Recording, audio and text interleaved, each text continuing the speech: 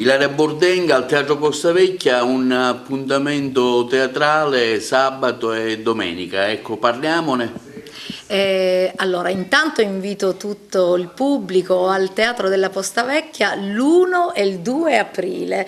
L'1 è un serale alle 21 e la domenica invece alle 18, una pomeridiana. Uno spettacolo brillante, simpaticamente diciamo parliamo della coppia aperta, la coppia aperta diciamo della disparità più che altro dell'uomo e la donna nel vivere la coppia aperta. Se ne parlava tantissimo negli anni 70, ritorna questo tema chiaramente con i grandi, perché è un testo scritto da Dario Fo e Franca Rame, nello specifico forse è stato scritto esclusivamente da